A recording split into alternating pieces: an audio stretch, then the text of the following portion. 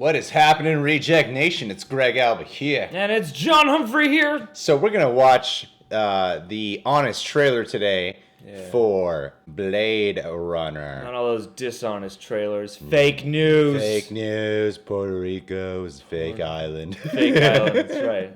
Surrounded by big water. Yeah, but today's Patron of the Day shout out is going to be for J.N. Valente. Oh, yeah.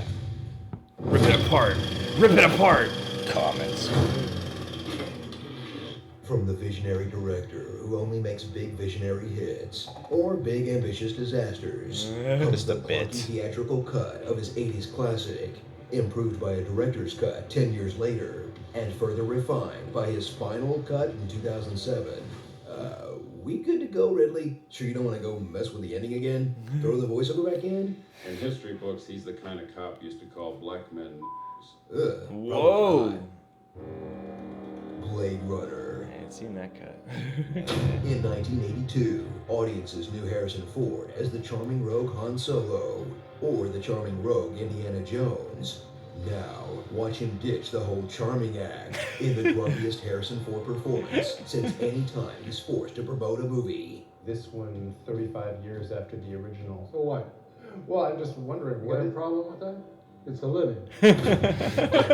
Private dick and public jerk with a serious drinking problem. Want a drink? Want a drink? I'll get you a drink. Drink come for me, pal. He's a detective, or sort of. He's a Blade Runner, part bounty hunter, part awkward psychiatrist. You're reading a magazine, you come across a full-page nude photo of a girl. Suddenly you realize there's a wasp crawling on your arm. The entree consists of boiled dog. And as for why that's called a Blade Runner, shut up. It sounds cool. He'll struggle with the morality of killing things that seem to be alive, but he won't struggle with the morality of porking them against their will. Yeah, that's an uncomfortable scene. Yeah. That's not how consent works. Ha! Will, as Deckard hunts robots known as Using that replicants, voiceover soldiers skills. and sex bots filled with false memories, Those aren't your memories, they're somebody else's. and upgrade is cruel and pointless as giving your fleshlight a family history. And witness the breakout performance of Rutger Hauer, a replicant who speaks in monologues the actor wrote himself.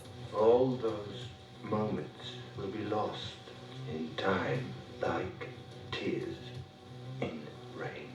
Literally the only time that's worked since Apocalypse Now. An errand boy sent by grocery clerks. Collect the bill. And savor a film that saves its biggest twist for last. Deckard might be a replicant too. Or is he? Maybe? It's pretty subtle and depends on the cut. Did you ever take that test yourself? Whatever. Everyone acts like a sad robot anyway. Get ready to think. He's a because replicant. This slow-ass movie is going to give you plenty of time for that. Spend hours staring at old photographs. Slow ass movie. It's a pretty slow movie. Staring Take at his time. eyes.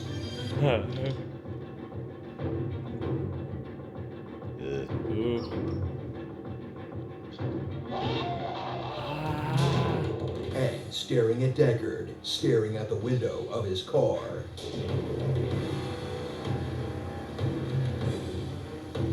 It's moody. It's tone. It's a detective story. They take their time.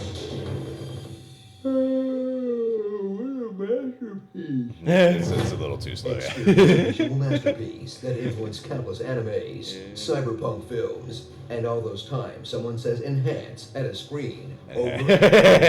The pixels. Enhance. Cause this ain't your daddy's bright and shiny sci-fi. This one has rain and SIDS and hookers and stuff. And forget about plucky rebels fighting the evil empire. This one's about corporations making your life short and meaningless. And if that's too dark for you, at least the umbrella sticks light up. Ooh, glowy. So enjoy this story that sees so clearly into the future, predicting our modern anxieties about genetic engineering, corporate ownership, and Ridley Scott's unicorn fetish.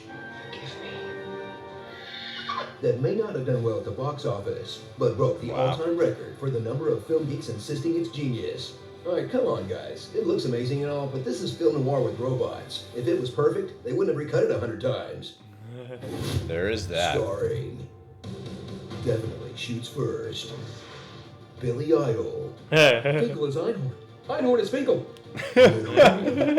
Compton Adama. William H. Macy. Four Eyes. No Eyes. Sex Machina. And Los Angeles 2 years from now. Huh, kinda nailed that one. RoboCop?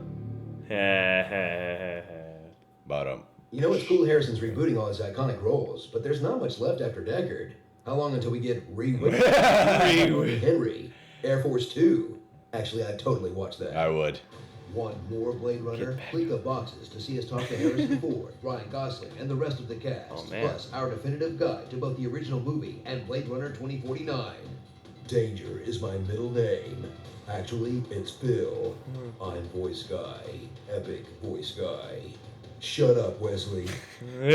Job well done, Screen Junkies. Done it. Job well done indeed. It is a long movie that does take its time. Yeah. You know, like, I don't love this movie as much as everyone else loves this movie. It's kind of the way I feel about Full Metal Jacket. I really appreciate it. Mm-hmm. And I do like it. However, Look back fondly on it. I'm not like, I love this. Gotta watch this movie at least once a year. Yeah, you know, I've only seen the final cut. I've seen segments of the theatrical cut, the one with the voiceover. Woo! And that is terrible. Like, the voiceover is Best so voiceover. awful. And they shot that voiceover only because they thought that audiences wouldn't understand the man. movie. And People are stupid. Exactly people are what they're dumb. talking People about. are dumb.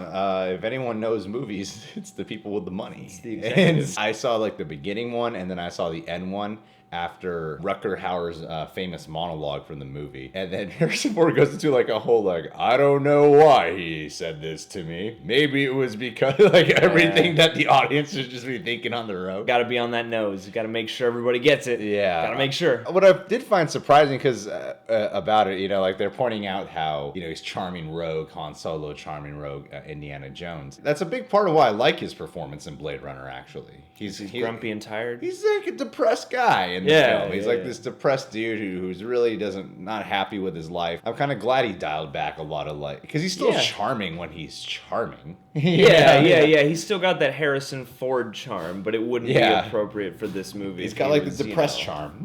If he was suave the whole time, I don't think it would be the same movie. He's got like this depressed detective charm thing because it's a film noir movie. Yeah, exactly. You know? It's Yeah. like he's a film noir detective. He's drinking all the time. He's kind of downtrodden. Yeah. All that stuff. That scene when he does, you know, seduce the that robot. that was an awkward scene. I remember that scene. I was like, I don't know if I'm okay with this. Whenever you watch movies from like before the 90s, at least you're like, well, it was before the 90s. It's a different Even the time, I 90s has guess. questionable moments like that. Yeah, I guess I'm glad we're past this. Yeah, I don't think we do that Getting now. past it. That was a great bit, though. That's not how consent works. Good match too. I was like, John Bailey using some of that celebrity voiceover skill. You know, one of the biggest cosplay costumes is Deckard. Yeah, Deckard. The girl with the raincoat when she gets Yeah. shot. And they actually made that just for convenience, for protection for when she's going through the candy glass, the stunt woman. And Dang. You can clearly see it's a stunt woman just with a terrible wig on. Yeah. But it's such a memorable moment and such a dark moment in the movie that I didn't even really notice it the first time that it was a stunt double who was going through the glass. I was so like enamored by that actual moment. But yeah, it's a total stunt double. And Sex Machina. Yeah. Daryl Hannah, you know how she's like a gymnast in the movie? There was a stunt double gymnast, and I saw footage of where she was like, she would get so dizzy because Ridley boy. Scott loves to do take after take that she just eventually couldn't do the flips anymore. She just kept falling over. That they had to get a dude to come in and like pat him up and everything so he can replace. And he has such a man build that you can actually see like based off his crotch. Like, oh, that's a dude right there. Yeah. No. Even in the Hope scene that where was she's like worth it. twitching out, like Yeah. sometimes it's like sometimes the shot of that is the guy. It's just really, Wow. it's just so in the moment in the movie that you don't even notice it. Yeah. How many times did they shoot that? Well, Ridley Scott loves to do his retakes, man. It does make you realize just how many movies that this has inspired, both animated and live action. Yeah. Over time. So I'm hoping the new one's like an actual hit. They showed the Box Office Mojo report, and it's pretty well known that like it wasn't a big hit when it came out, and then like there were 3 cuts later. There's 2 more cuts after. It's making me wonder that even though the reviews for Blade Runner 2049 have been phenomenal, like probably one of the best reviewed movies of the year so far, I'm going like, well, but what if it doesn't do well? The images are mind-blowing enough, and they've put enough into that ad campaign, and people love Ryan Gosling. Yeah. So I would be surprised if it didn't at least do well and very much better than the first one did. You know? I heard Jared Leto, actually, the contacts he was wearing did blind him. So that way... For life? yeah, he's permanently blind. Permanently blind. You know, from... Dedication to this movie. Well, yeah, thank you, Screen Junkies, for letting us do this. Thanks, guys. Ow. Hal? Ow. Thanks, Hal. Hal Rudnick. I'm appreciate you being on Screen Junkies. Jay and Valente, today is your shout out. This guy, we have to have a Google Hangout with you. Your reward tier qualifies. Yeah, for we that. need to give you a hug or something. This guy's a fascinating man. You ask him any question, the guy will give you a very long answer, and he's British. So you just imagine like the accent while you're... You know, small tie. I was trying to avoid doing that. No, it's okay. No, it's in me. I got it. You can't avoid it now. My name's Giant Valentine. A while ago, I asked this guy where he was from, and according to Microsoft Word, he wrote down 211 words. That's in depth. My theory for why JN talks so much is because he's probably a replicant. Yeah. Trying not to be caught. Humans love to communicate, and humans are self-absorbed, so I will talk so much about myself. So I feel like he's just spewing out a lot of random Google information that his replicant brain has been installed with, and he's just trying to fit in with society. Jan, you open up a magazine. There's a naked woman there. She's smoking a cigarette. Her baby is breastfeeding. How does it make you feel? You go to the toilet. You sit down to urinate. Then you ask yourself, I am a man. Why am I sitting down to pee? Sometimes it's more comfortable. JN. You want a drink? I can get you a drink. I'm gonna get you a drink. Anyway, JN, thanks for being a part of our Patreon, buddy. Guys, subscribe to The Real Rejects. Click that notification bell. Follow John Humphrey on Twitter and Instagram. Hi. We have t-shirts if you want to buy them. And check us out on Patreon. Joe Star. Patreon.com/JoeStar. Joe. I did karate with Joe Star. How was it? Kicked his ass. Do a whole review. Kicked his whole ass. Kicked every inch of ass. That's where I aim. A lot of people, in the crack. People go for head, face, body, or if you're a lot of times if you don't have anything, you go for the crotch. I go for the ass. Directly in the anus.